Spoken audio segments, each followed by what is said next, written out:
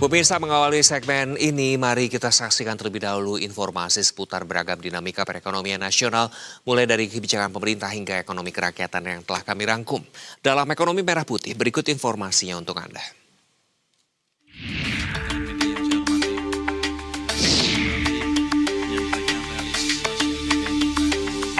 Kementerian Keuangan mencatat defisit APBN semester 1 2026 tercatat sebesar 196,5 triliun rupiah atau setara dengan 0,76% terhadap produk domestik bruto atau PDB.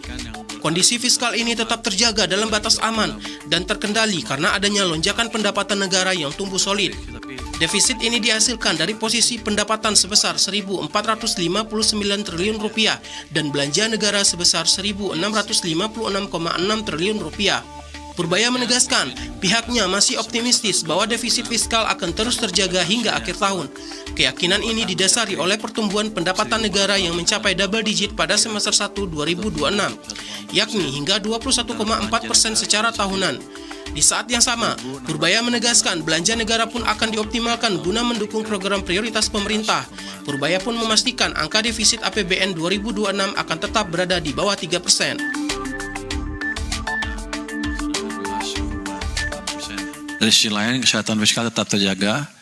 Defisit APBN sebesar 196,5 triliun rupiah atau hanya 0,76% terhadap PDB, disertai surplus keseimbangan prima sebesar 85,1 triliun rupiah. Ini menunjukkan fiskal Indonesia tetap kuat. Dengan kinerja tersebut, kami optimis APBN akan terus menjadi instrumen yang efektif dalam menjaga stabilitas, mendukung pertumbuhan ekonomi, dan pembangunan dan memperkuat fondasi pertumbuhan ekonomi ke depan. Jadi di saat yang sama, belanja negara terus dioptimalkan untuk mendukung berbagai program prioritas pemerintah. Hingga akhir Juni belanja telah mencapai 1.656 triliun rupiah atau 17,8% pertumbuhannya year on year. Sementara itu, di kesempatan yang sama, Purbaya mengungkapkan Presiden Prabowo Subianto telah puas terhadap perkembangan perbaikan di Direktoral Jenderal Bea dan Cukai atau DJBC. Ia memastikan Kepala Negara memberikan sinyal tidak jadi membubarkan DJBC. Setelah sebelumnya DJBC sejak akhir tahun lalu terancam dibubarkan bila tak melakukan pembenahan. Pegawai-pegawai di sana, dan sekarang yang di pucuk-pucuk pimpinannya sudah orang-orang yang relatif baik, lebih baik, dan mereka tahu kalau mereka nggak baik, mereka akan dibubarkan. Itu yang penting. Jadi pertumbuhannya sudah tumbuh 7% ya sekarang tadi. 6% lebih pertumbuhan penerimaan biaya cukainya. Dan sekarang kalau kita lihat di pasar, balpres sudah berkurang banyak.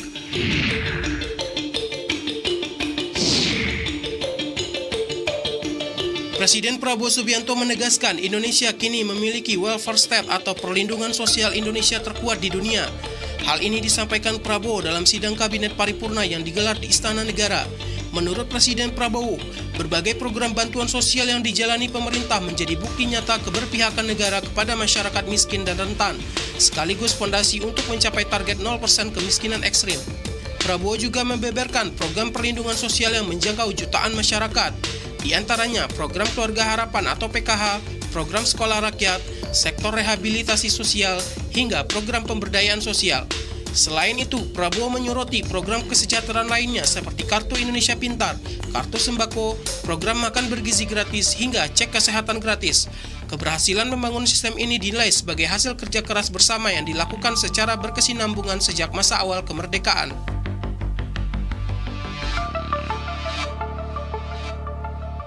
Jadi ini saya tegaskan, ternyata kita punya sistem perlindungan sosial, negara kesejahteraan, welfare state, salah satu terkuat di dunia.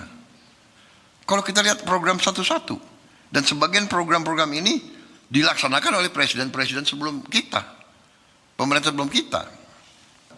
Kalau kita lihat, upaya untuk mengurangi dan menghadapi orang miskin sangat besar.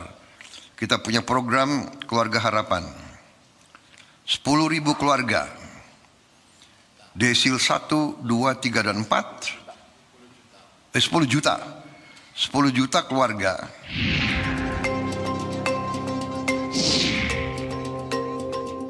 Pemerintah menegaskan belum menerapkan kebijakan pembatasan penerima manfaat program makan bergizi gratis bagi kelompok masyarakat mampu. Menteri Sekretaris Negara Prasetyo Hadi menyampaikan bahwasannya keputusan akhir masih menunggu hasil pengkajian oleh pimpinan Badan Gizi Nasional atau BGN yang baru. Oleh karena itu perlu waktu penataan, ya. 1 bulan ya Pak Komsi ya, 1 bulan penataan yang baik itu diteruskan. Prasetyo mengungkapkan Presiden Prabowo Subianto telah memberikan tenggat selama 1 bulan kepada BGN untuk memperbaiki tata kelola penyelenggaraan MBG, termasuk mengevaluasi penerima manfaat. Terkait itu, Presiden Prabowo juga telah menunjuk Menteri Koordinator Bidang Pangan Zulkifli Hasan untuk memperdalam proses pembenahan serta mempertajam pelaksanaan program MBG. Itu kan kami menyampaikan bahwa kita mohon waktu untuk melakukan proses pembenahan kurang lebih 1 bulan, dan kemarin proses inventarisir terhadap masalah-masalah yang ada di Badan Gizi Nasional sudah dilaporkan kepada Bapak Presiden, dan Menko Pangan selaku penanggung jawab yang ditunjuk oleh Bapak Presiden kemudian menyepakati dan memohon waktu lagi untuk lebih menajamkan kembali pembenahan pelaksanaan makan bergizi gratis.